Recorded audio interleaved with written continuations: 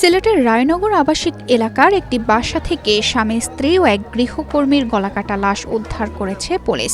বুধবার সকালে মিতালি ১১১ নম্বর বাসা থেকে তাদের লাশ উদ্ধার করা হয়। চাঞ্চল্যকর এই ঘটনা শোনার পর নগরের রায়নগর আবাসিক এলাকার ওই বাসার সামনে স্থানীয় কৌতূহলী জনতা ভিড় করছে। তারা রং মিস্ত্রির কাম চলে, রং মিস্ত্রি আইছে, আইয়া দেখছে নাই, দরজা খোলা নাই বা কোনো সারা শব্দ নাই।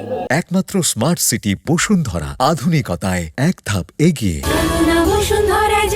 ড্রাইভার হয়েছে ওনার, আইয়া ডাকছে, ডাকাটাকে করে পাইছে না, পরে ওই বেলকনি থেকে দোতলা থেকে তারা বেলকনি দেখছে রক্ত বার। সিলেট মহানগর পুলিশের মিডিয়া অফিসার ও অতিরিক্ত উপকমিশনার মোহাম্মদ মঞ্জুরুল আলম জানান, নিহতরা হলেন বাসার মালিক AM সাত্তার ও তার স্ত্রী সোরাইয়া বেগম, গৃহকর্মী তাহমিনার বাড়ি সিলেটের জল্লারপাড় এলাকায়।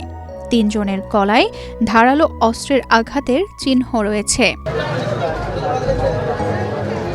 পুলিশ ও স্থানীয় সূত্র থেকে জানা যায়, বুধবার বিকেলে মিতালি ১১১ নম্বর বাসার দরজা বন্ধ দেখতে পান স্থানীয় এক ব্যক্তি।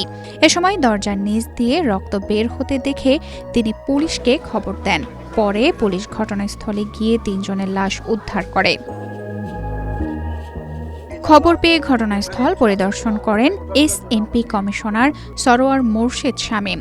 তিনি সাংবাদিকদের জানান, এটা হলো যে কোনো হলো যে পারিবারিক, মানে এখানে আমরা এটাও পেয়েছি যে তার হলো যে ওয়ার্ড্রপ অথবা হলো যে আলমারি যেগুলি আছে এগুলি খোলা আছে, মনে হচ্ছে এখান থেকে কিছু স্বর্ণ অথবা অন্যান্য যদি কোনো দামি জিনিস থেকে সরানো হয়েছে। তাহলে এখন ক্রাইমটা কোন নেচারের আমরা এটা এখন খতিয়ে দেখছি, এটা কি কোনো ডাকাতি অথবা কোনো আগের কোনো এনমেজি আছে কিনা, কারণ এখানে দলিল একটা দেখা গেছে।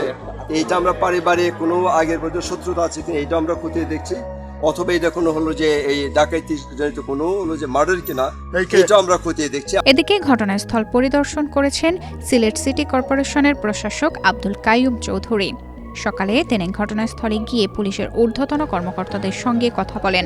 পরিদর্শন শেষে সাংবাদিকদের তিনি বলেন, ঘটনাস্থলে পুলিশ কমিশনার, অতিরিক্ত কমিশনার, উপকমিশনার সহ পুলিশের কর্মকর্তারা রয়েছেন। তারা প্রয়োজনীয় আনুষ্ঠানিক ও তদন্ত কার্যক্রম পরিচালনা করছেন।